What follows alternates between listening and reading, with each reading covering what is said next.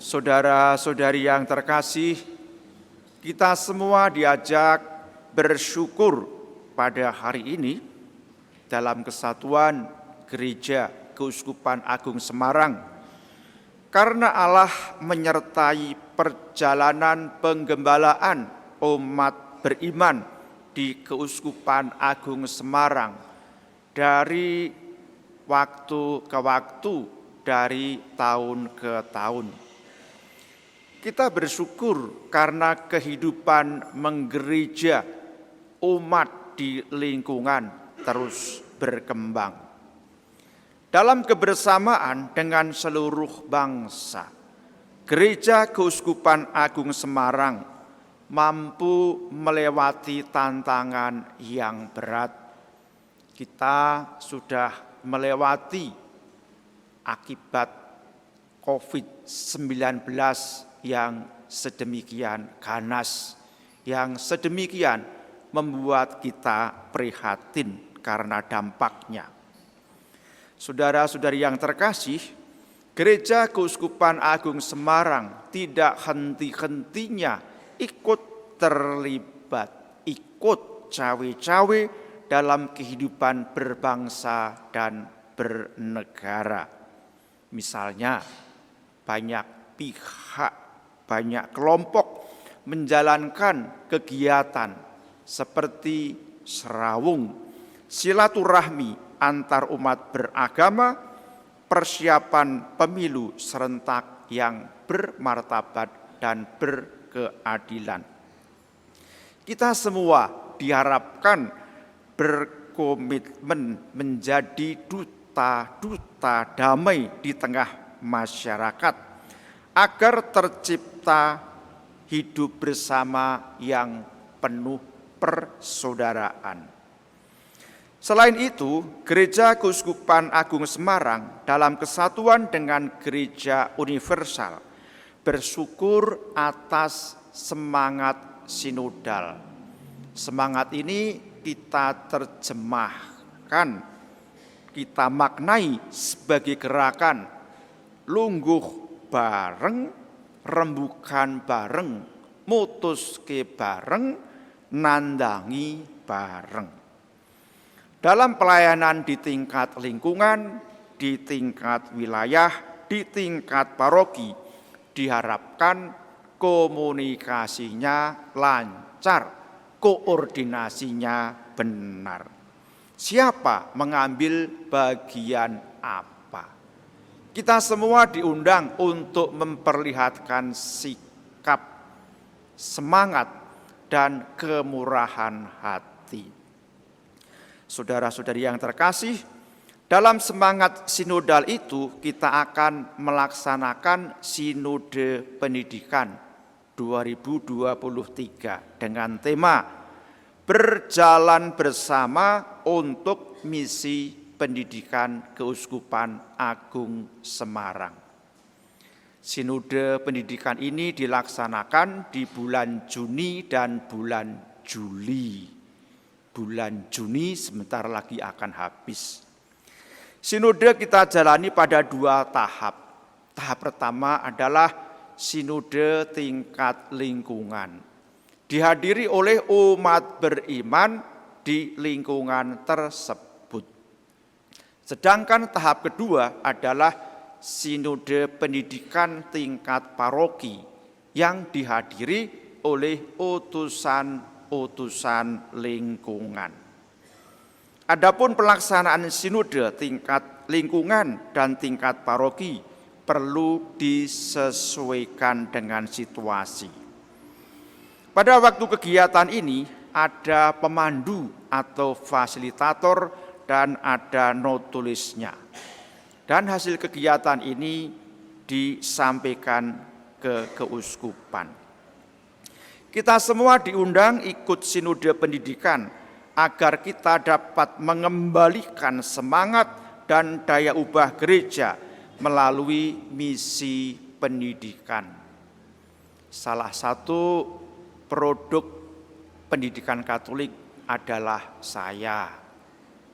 Saya bersekolah di SD 5 tahun bukan karena pinter, melainkan karena kelas 1 di SD bukan Katolik, kelas 2 juga bukan. Sesudah itu di kelas 3-nya saya dipindah ke sekolah Katolik. Saya itu anak sulung. Karena orang tua puas terhadap pendidikan Katolik, maka adik-adik saya yang berjumlah 4 langsung masuk sekolah Katolik pada waktunya. Saudara-saudari yang terkasih, kita meneruskan semangat misi gereja yang dipercayakan oleh Tuhan kepada kita. Tuhan bersabda, "Apa yang kukatakan kepadamu dalam gelap, katakanlah itu dalam terang." Misi tersebut tidak mudah, namun menggelurakan semangat untuk melakukannya. Orang-orang yang sadar menerima tugas perutusan mungkin akan menanggung risiko.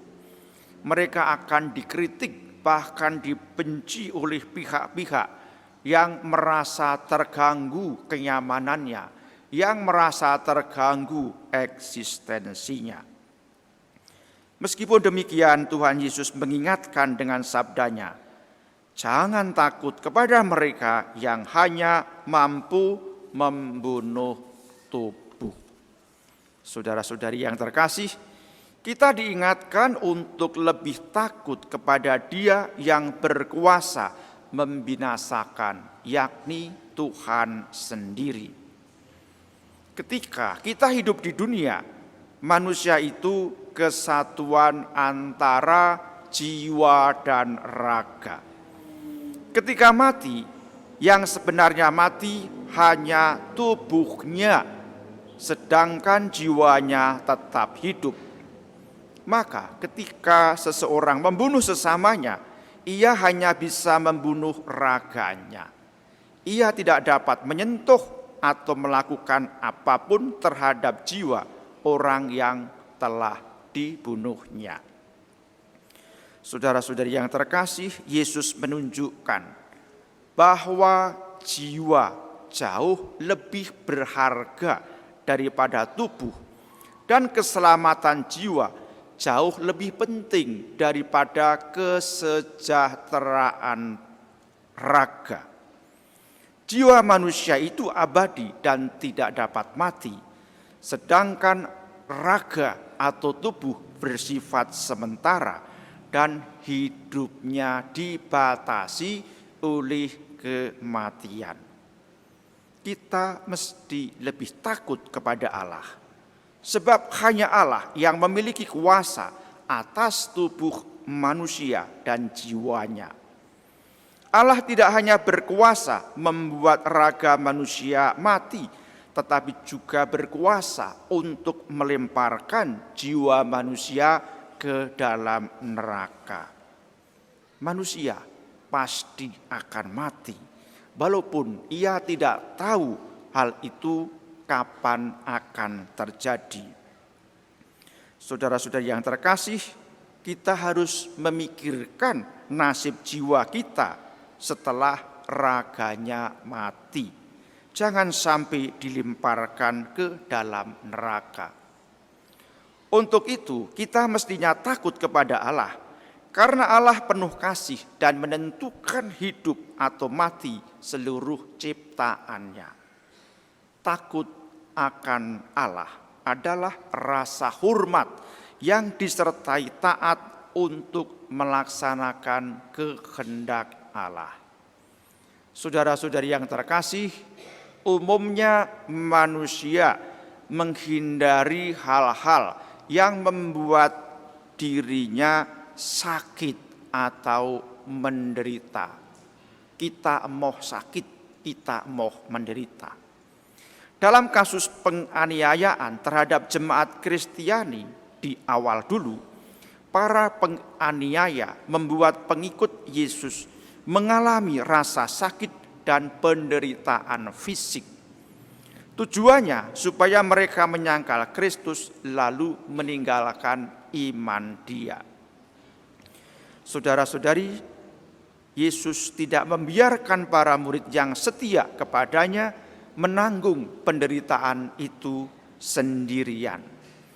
Yesus akan hadir dan menguatkan mereka sehingga mereka sanggup menghadapi semua penderitaan yang mereka alami demi nama Allah. Tuhan bahkan berkuasa untuk mengubah penderitaan menjadi sukacita seperti yang dialami oleh para rasul.